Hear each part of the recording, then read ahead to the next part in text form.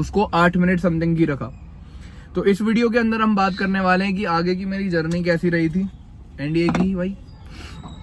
तो भाई उसके लिए हम चलते हैं हमारी 11th स्टैंडर्ड के अंदर, back to the 11th standard. When I was in 11th, मैं पर्टिकुलरली अपनी 11th क्लास का कम पढ़ रहा था और एनडीए के लिए ज्यादा पढ़ रहा था। एंड जो बेसिक मेरा रीजन था कि मैं उसमें फेल क्यों हुआ उसके बारे में भी डिस्कस करने वाला हूँ, जो कि था कि मैं जो फिजिकल था ना, फिजिकल पार्ट जो होता है एनडीए का, मुझे क्या लग रहा था ना कि बेसिकली अगर आर्मी, नेवी, एयरफोर्स में जा रहे हैं तो you should be physically very fit.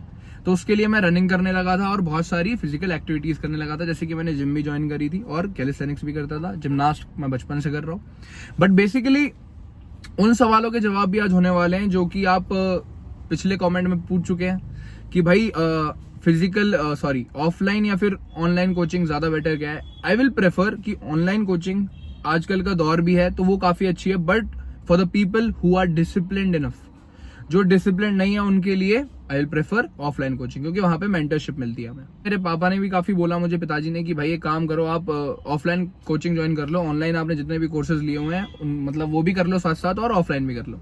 Online मैंने कोर्सेज लिए थे अर्पित वाला सर का अनअकैडमी से, और फिजिक्स वाला सर का भी।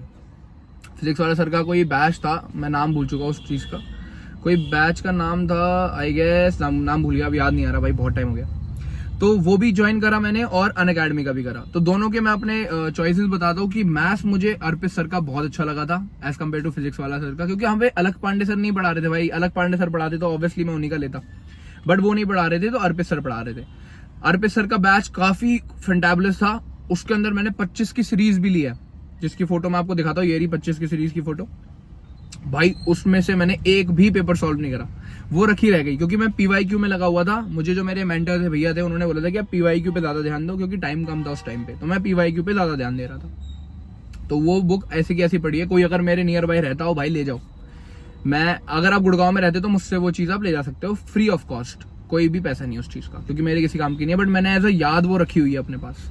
अब बात करते हैं, मैंने ऑफलाइन कोचिंग ज्वाइन करी अपनी 12th पास करने के टाइम पे ही, मतलब उससे 1-2 महीने पहले, क्योंकि जब मैं 17 समथिंग का था उस टाइम पे मैंने ज्वाइन करी थी वो कोचिंग।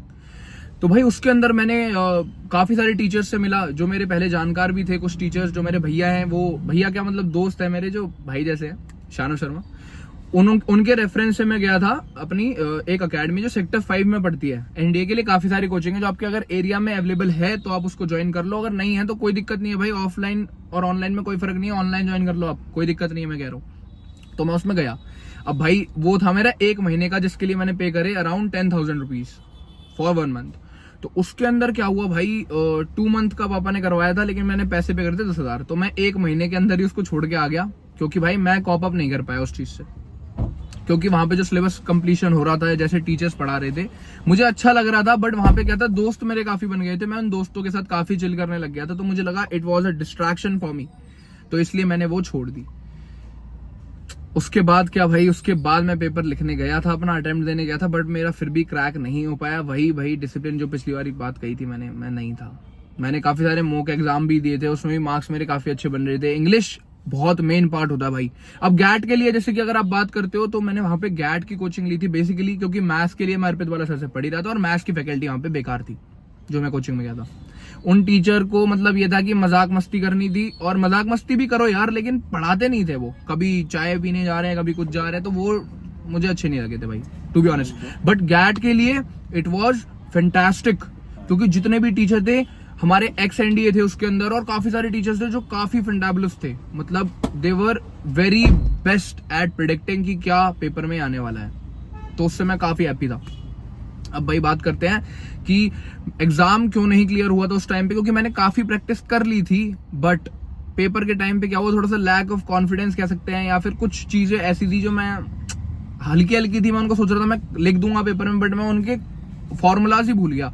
जैसे अगर आप गैट की छोड़ो, मैथ्स की बात करते हैं, मैथ्स के अंदर स्टैट्स कम से कम भी नहीं तो भाई 5 क्वेश्चन आते हैं आराम से, 5 से 10 क्वेश्चन एक पेपर में। तो मैंने 10 भी देखे हैं, 8 भी देखे हैं स्टार्ट से। ज्योमेट्री पोर्शन हो गया, इनके मैं फॉर्मूलाज ही लर्न करके नहीं गया, मैं ट्रिगो में लगा रहा हूँ, इन सब चीजों में लगा रहा है, जिसके क्वेश्चन आते हैं, बट स्कोरिंग पार्ट होता है ज्योमेट्री पार्ट भाई, अमेजिंग पार्ट होता है ज्योमेट्री का। करो भाई, मैं तो कहूंगा फॉर्मूलाज याद कर लो, स्टैट्स कर लो, probability is the main hero.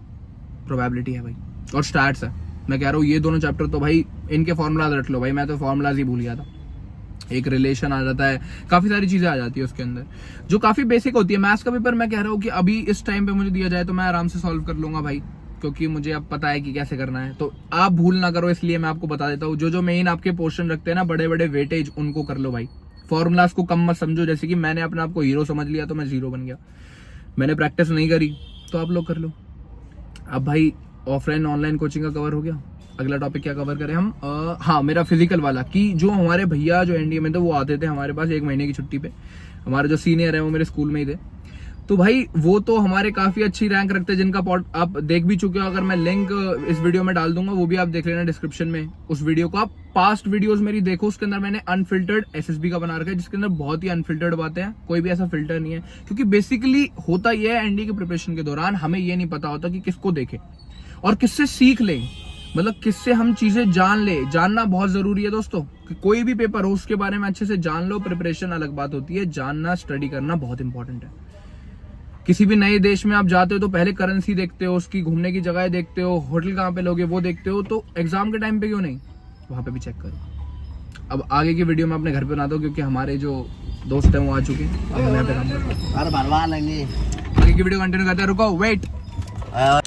तो दोस्तों 1 मिनट ट्राइपॉड पे लगा दूं इसको, मैं कैमरे को अपने सेट कर दूं। हाँ भाई चलो, तो भाई आगे की वीडियो हम कंटिन्यू करते हैं। हमारी छत पर ज़्यादा फोकस कर रहा था अपनी फिजिकल स्ट्रेंथ को बढ़ाने के लिए, जो कि मेरा बहुत ही गलत निर्णय था। और आप लोग भी इस चीज़ पे ध्यान मत दो कि भाई मेरे नॉक नीज है, मेरे ये है वो है। भाई कोई दिक्कत नहीं है। मेरा जो फ्रेंड था उसको ना हाथ में ये प्रॉब्लम थी, जैसे कि हाथ जब ये मिलाते हैं तो ये दोनों आपस में ऊपर से मिलने नहीं चाहिए। अब कैंडी के अंदर ऐसे करके, जब ये जैसे मेरे भी मिलते हैं, अगर मैं ऐसे करके रखता हूँ तो ये मिल रहे हैं। बट सिलेक्शन के दौरान उसका सिलेक्शन हो गया भाई, मतलब जब मेडिकल हुआ तो हो गया सिलेक्शन। तो ऐसी बात नहीं है कि इस चीज़ के ऊपर रोक दिया जाएगा। तुम्हें टाइम पीरियड मिलता है बेसिकली 1 मंथ का, जिसमें तुम अपनी चीज़ें सुधार सकते हो। कोई भी बेसिक सी चीज़ें तो सुधर जाएगी। कोई ज़्यादा ही बड़ी डिफिकल्टी है, अगर आपकी आई ज़्यादा ही खराब है तो दिक्कत है। थोड़ी बहुत चलती है, कोई दिक्कत नहीं आती। बहुत सारी चीज़ें होती है जिनको हम सही कर सकते हैं। तो उस चीज़ के ऊपर फोकस मत करो कि भाई हमारा ये खराब है वो खराब है। कोई दिक्कत नहीं है भाई, सब कुछ सही हो सकता है। उस चीज़ पे फोकस नहीं करना, सिर्फ पढ़ाई पे फोकस करना है रिटर्न के लिए, सिर्फ पढ़ाई पे। मैथ्स का पोर्शन बहुत इजी होता है, कुछ भी कठिन नहीं है। मैं फेल इसलिए हुआ क्योंकि मैंने जो है अच्छे से फॉर्मूलाज लर्न नहीं करे और प्रैक्टिस कम करी थी, और सवालों को बस देखता रहता था। देखना नहीं भाई, परफॉर्म करना है। उनके सोल्यूशंस अपने पास नहीं रखने। मैं सोल्यूशंस अपने पास रखता था, उसके वजह से भी मैं नहीं कर पाया। तो सोल्यूशंस अपने से दूर रखना है और चीज़ों को परफॉर्म करना है, प्रैक्टिस करना है। गैट के लिए मैंने फिर से बताया, पिछली वीडियो में भी कॉमेंट आए कि भाई कहाँ से करें, किससे करें। फिर से बता रहा हूँ, अनअकैडमी पे अर्पित सर का बैच है, वो ले लो। नहीं तो फिजिक्स वाला, दोनों ही मेरे बहुत बहुत बेस्ट, ये मान लो फेवरेट है। तो मैं दोनों के बारे में ही कहना चाहूँगा। ऐसा नहीं है फिजिक्स वाला सर मेरे अलग रिस्पेक्ट है, अर्पित सर की अलग रिस्पेक्ट है, दोनों की रिस्पेक्ट है भाई मेरे अंदर। ज़्यादातर मैं प्रेफर करूँगा, अगर आपको थोड़े से सस्ते रेट में चाहिए तो फिजिक्स वाला का बैच ले सकते हो, वो भी बहुत बेस्ट है। थोड़ा सा अगर बजट थोड़ा सा ऊपर है तो आप अनअकैडमी का ट्राई कर सकते हो। अनअकैडमी का आपको आई गेस 5500 का पड़ेगा पूरे उसके लिए, कोर्स के लिए। और फिजिक्स वाला का वही 2000 या फिर 1500 समथिंग का होगा। मुझे अभी के रेट से ही पता, मैं पहले के बता रहा हूँ। अभी के आप देख सकते हो इतने ही होंगे, ज़्यादा तो फर्क होगा नहीं। तो बेसिकली बात यह, किसी से भी पढ़ लो, मगर पढ़ लो कैट के लिए। और तुम बोलते हो कि भाई करंट अफेयर्स ये सब, भाई कोई दिक्कत नहीं है, पहले पेपर तो निकालो। वो तो एसएसबी की बात है, तुम्हारे करंट अफेयर्स वगैरह। 200 मार्क्स का इंग्लिश है, 200 मार्क्स के इंग्लिश में क्या क्या नहीं कर सकते भाई, आराम से उसी में पेपर क्लियर हो जाएगा। टोटल तुम्हारी कितनी कट ऑफ तुम्हें निकाली होंगी, 350 या 400 मार्क्स आराम से आ जाएंगे यार। 200 तो इंग्लिश ही है, बाकी का थोड़ा बहुत अपने पढ़ते चलो। PYQ सेलेक्ट कर लो, कोई दिक्कत नहीं है। पढ़ो तो सही, राह तो तुम्हें मिल जाएगी आराम से। बस जो भी कंटेंट तुम्हारे पास है, पाथ फाइंडर है बेसिकली, या फिर PYQ, उनको पढ़ना शुरू करो, जो कि हमने नहीं करा। तो आप लोग करो भाई, किस लिए रुके हुए हो। दूसरा, फिजिकल अपनी ज़्यादा इनएबिलिटीज़ पे या फिर एबिलिटीज़ पे शक मत करो, कुछ भी मत देखो, सिर्फ रिटर्न का फोकस करो। काफ़ी सारे अटेम्प्ट होते हैं, मैं चाहूँगा रनिंग 12th में निकाल लो। रनिंग 12th में हमारे टीचर कहते हैं रनिंग 12th में निकालने वाला खुद को फील करता है एज अ गॉड, क्योंकि उसने रनिंग 12th में एग्जाम क्लियर कर लिया, SSB क्लियर कर लिया, और अब वो एनडीए में बैठा हुआ है। तो आज की वीडियो को हम यही खत्म करते हैं, क्योंकि टाइम बहुत ज़्यादा हो जाएगा। फिर नेक्स्ट वीडियो में मिलते हैं, जिसमें मैं कुछ और चीज़ों के बारे में डिस्कस करूंगा। एंड वन मोर थिंग, आप लोगों की सब्सक्राइबिंग रेट बहुत कम है, तो सब्सक्राइब करो यार, ताकि आपकी फीड पे मैं आ सकूँ और आपको ये नॉलेज दे सकूँ। अगली वीडियो में कुछ 3-4 वीडियो एनडीए के ऊपर ही बनाने वाला हूँ, जैसे कि अपनी इंग्लिश को कैसे सही करें SSB के लिए, जो बच्चे का एक कमेंट था नीचे, बच्चे क्या मतलब भाइयों का कमेंट था नीचे। और दूसरा, एक कर्नल है रिटायर्ड मेरे जानकार, मैं उनके साथ पॉडकास्ट बनाना चाहूँगा। तीसरा मेरे सर हैं जो एक्स एनडीए, उनके साथ बनाना चाहूँगा। चौथा जो भैया हमारे लेफ्ट हैंड आएंगे उनके साथ, 1-2 और है मेरे पास लेफ्ट हैंड्स, उनके साथ भी कम से कम भी नहीं तो 5-10 वीडियो एनडीए के ऊपर अभी और आने वाली है। So stay tuned, bye bye.